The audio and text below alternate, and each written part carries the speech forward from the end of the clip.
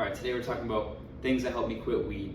Now, I just want to preface it by saying when I say quit weed, tomorrow's day 50, so I'm not like years free of weed, but going almost 2 months, I've definitely learned some things, and I just like to share it with everybody. So, number one, find new things to help replace the routine of smoking.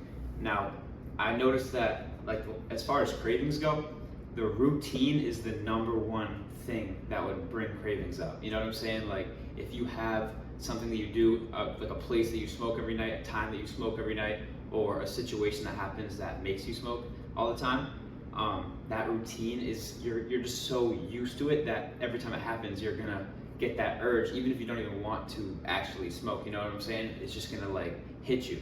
Like for me, I had this smoke spot near my house, the Bogs, and for a while, like if I just pulled up to the Bogs or drove by or whatever, the first thing my brain goes to is like, oh, that's like the smoke spot. You know what I'm saying? That's what it would go to. So if you have things that would just get you in that routine, try to switch them up.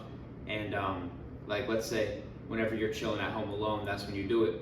If you're chilling at home alone, you got to be staying busy. You got to be working on something else, and just trying to kind of distract your mind from getting into that routine that it's used to, and trying to like bring you back to the habit you're trying to cut out. So definitely break the routine and fill that gap with something new, something more productive, something that's better than smoking. Number two, cut off all means of smoking. If you got friends that are stoners, they always smoke with you, you gotta tell them, you know what I'm saying? You gotta say, yo, I'm not trying to do this anymore. Nothing you can do, I'm done. So please, like, don't even try. Another thing, leave the ID at home. See, it really got this bad for me. So there's $1 J's getting sold if you're a college student. So I would get $1 J's all the time, and it got to the point where it's like I could never convince myself to not do it. So I had to just leave the ID at home. I'd get out of work. I'd be like, ooh, like let's go pick it up, and I'd be like, ooh, I actually can't, and I would just have to go home and just go to bed. You know. So it was at a point where I had to force myself into sobriety to have it to get the ball rolling. It was that bad. But if it's that bad, do what you got to do. It's better than nothing. So tell your friends, leave the ID at home. And for me, I had a collection of lighters at one point. It's sitting in my room now because I don't really touch it anymore. But for like a couple months ago though, just having those around me would always help me like justify doing it. Like, oh, I'll just pick it up and I got all my lighters right here. It's gonna be so easy. Let's do it. And even if you logically know you want to quit, if you have that craving, logic kind of goes out the window sometimes. You're just gonna be like, I don't care, I'll deal with this later. So just cutting off the means to even getting it, if it's that dire, do what you got to do for sure. Number three, this one's a tough one, but maybe the most important, because it'll help you once you do quit. It's gonna help you understand all the things that you're like feeling and going through. Number three, figure out why you're smoking. Are you avoiding life problems, traumas, situations, things that are stressing you out, things you've been putting off for a while? It's just a weight on your shoulders, and instead of tackling it head on, you'd rather just smoke and distract your mind and try to just chill. Is it boredom? Like, you can't just sit with yourself, you can't just chill and relax. If you have nothing to do, you're like, oh, I might as well just go smoke, and then that's something to do. Can you not handle just boredom? Now, is it physical dependency? Can you not eat without it? Can you not sleep without it? Can you not go chill with friends without it? Can you not go, whatever it is, go hoop, whatever it is? Are you so dependent that things that you used to enjoy doing don't even feel the same anymore without weed?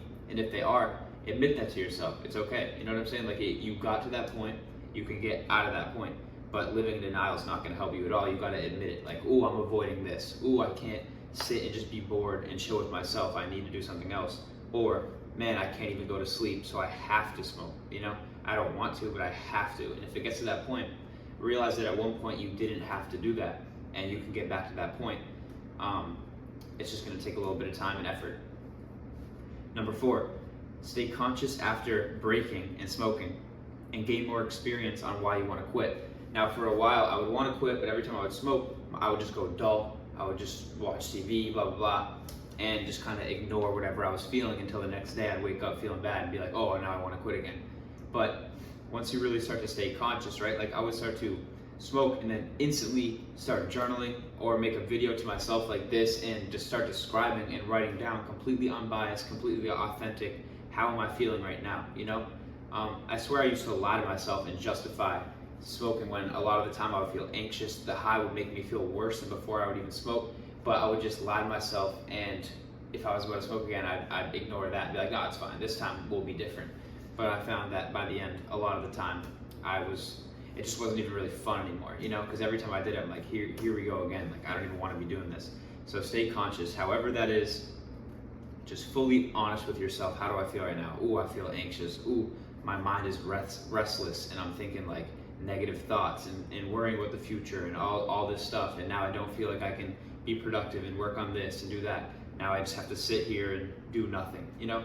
Just be honest with yourself. Why do you even want to quit? What makes you feel bad and make you want to stop? Number 5, accept that it's gonna be hard and uncomfortable. Like for real, there's no shortcuts.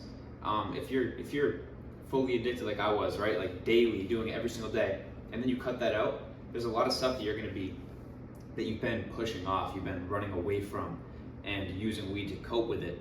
That once that coping mechanism's gone, you're gonna have to face it head on with all the withdrawals you're gonna be facing too. You know, sometimes it's gonna be a hell of a time for sure, especially if you're going through a lot of life things, a lot of emotional things going on. That for me, I could definitely speak from experience. Whenever something big in my life would go wrong that like hurt a lot, I would just run to the weed to numb myself from it. And then I noticed that even if it was months after this certain event happened, once I stopped smoking, all those emotions started coming up and hurting and feeling hard, you know, because they have to process somehow. And if you keep numbing, it's just delaying the inevitable. You're not actually processing it, you're just running away, and it's gonna have to happen at one point. So you might as well just accept, like, yeah, this is gonna be tough.